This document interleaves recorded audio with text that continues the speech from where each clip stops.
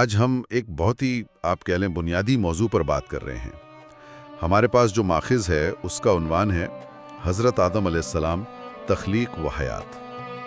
تو آج کی گفتگو کا مقصد یہی ہے کہ اس عنوان سے جو نکات ظاہر ہوتے ہیں ان کا جائزہ لیا جائے، یعنی تخلیق کے پہلو اور ان کی زندگی کے اہم واقعات، جیسا کہ ماخذ میں ممکنہ طور پر بیان کیا گیا ہوگا۔ جی بالکل، یہ عنوان دیکھیں ہمیں سیدھا انسانیت کے آغاز کی طرف لے جاتا ہے، اور اس طرح کے ماخذ کو سمجھنا ایک طرح سے ہماری اپنی تاریخ اور بہت سے مذہبی تصورات کی بنیاد کو سمجھنے میں مدد دیتا ہے۔ صحیح، اور یہ دلچسپ بھی ہے کیونکہ یہ عنوان انسانیت کے بالکل شروع کے سوالات اٹھاتا ہے۔ جی ہاں، اور یہ تخلیق اور حیات کے جو الفاظ ہیں یہ خود اشارہ کرتے ہیں کہ ماخذ میں غالباً تخلیق کا پورا واقعہ، پھر جنت میں ان کا قیام، زمین پر آمد اور شاید ان کی زندگی سے ملنے والے اسباق، ان سب پر بات ہو سکتی ہے۔ ٹھیک، ظاہر ہے ہمارے پاس تو صرف عنوان ہے جو خود آپ دیکھیں تجسس پیدا کرتا ہے کہ اندر تفصیل کیا ہوگی۔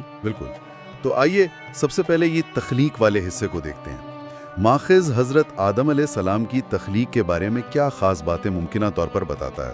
جی، ماخذ میں یقیناً اس بات پر زور ہوگا کہ تخلیق کا آغاز مٹی سے ہوا، طین سے، جو ایک مادی پہلو ہے، لیکن اہم بات یہ ہے کہ اس کے ساتھ ہی اللہ تعالیٰ کی طرف سے روح پھونکے جانے کا ذکر ہے۔ یہ اسے ایک بالکل منفرد روحانی حیثیت دیتا ہے۔ اور ماخذ میں یہ تفصیل بھی یقیناً ہوگی کہ آدم علیہ السلام کو علم الاسماء سکھایا گیا، یعنی تمام چیزوں کے ناموں کا علم، جو فرشتوں پر ان کی فضیلت کی ایک وجہ بھی بنا ماخذ کے مطابق۔ یہ علم الاسماء والی بات یہ کیا ہے؟ کیا ماخذ اس کی کچھ وضاحت کرتا ہے؟ جی، عام طور پر اس سے مراد صرف ناموں کی لسٹ جاننا نہیں ہوتا، بلکہ یوں سمجھیں اشیاء کی حقیقت، ان کی خاصیت، ان کے فنکشنز اور ان کے آپسی تعلق کو سمجھنے کی صلاحیت۔ اچھا، یعنی ایک گہری سمجھ بوجھ۔ بالکل، اور ماخذ شاید یہ بھی اشارہ کرتا ہو کہ یہی علم تھا جس نے انسان کو زمین پر خلیفہ یا نائب بننے کے لیے تیار کیا۔ اسی علم سے انسان کو وہ صلاحیت ملی کہ وہ دنیا کو سمجھے، اس میں معاملات چلائے، اپنی ذمہ داری پوری کر سکے۔ یعنی یہ صرف ایک اعزاز نہیں تھا بلکہ ذمہ داری کی شروعات تھی۔ بالکل صحیح، ایک بہت بڑی ذمہ داری۔ ٹھیک ہے، تخلیق کے بعد پھر حیات کا پہلو آتا ہے۔ ماخذ ان کی زندگی کے کن حصوں پر زیادہ توجہ دیتا ہوگا؟ جنت میں قیام، پھر زمین پر آنا؟ جی یقیناً، جنت میں آدم اور حوا کے قیام کا ذکر ہوگا۔ وہ جو ایک ممنوع درخت کا قصہ ہے، وہاں شیطان کا کردار، اس کا بہکانا اور پھر ان سے لغزش ہو جانا، یہ سب تفصیلات ماخذ میں ہوں گی۔ لیکن کیا ماخذ میں صرف لغزش کا ذکر ہے یا آگے بھی کچھ ہے؟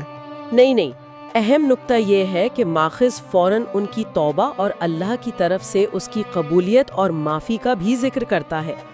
یہ واقعہ ماخذ کے مطابق ایک طرف انسانی کمزوری دکھاتا ہے تو دوسری طرف اللہ کی رحمت اور توبہ کی اہمیت کو واضح کرتا ہے۔ صحیح، اور پھر زمین پر ان کی زندگی کا آغاز؟ کیا ماخذ اس منتقلی اور زمین پر ابتدائی زندگی کے چیلنجز ان پر بھی بات کرتا ہے؟ جی ہاں، اغلب امکان یہی ہے کہ ماخذ بتاتا ہوگا کہ زمین پر زندگی ظاہر جنت سے مختلف تھی، محنت تھی، مشقت تھی، آزمائشیں تھیں، لیکن یہ محض سزا نہیں تھی، بلکہ وہ جو خلافت کا منصب تھا نا، اس کے عملی آغاز کا موقع تھا۔ اچھا، جس کے لیے انسان کو بنایا گیا تھا۔ اور ماخذ میں ہو سکتا ہے ابتدائی انسانی معاشرت جیسے حابیل اور قابیل کا واقعہ، اس کا بھی ذکر ہو، جو نیکی بدی کی کشمکش کو شروع میں ہی دکھا دیتا ہے۔ تو گویا یہ صرف ایک فرد کی کہانی نہیں ہے ماخذ کے مطابق، یہ تو پوری انسانیت کے سفر کا ایک استعارہ ہے۔ تخلیق، علم، پھر آزمائش، توبہ اور پھر زمین پر ذمہ داری کا پورا سفر۔ آپ نے بالکل صحیح سمجھا، ماخذ سے یہی بات واضح ہوتی ہے۔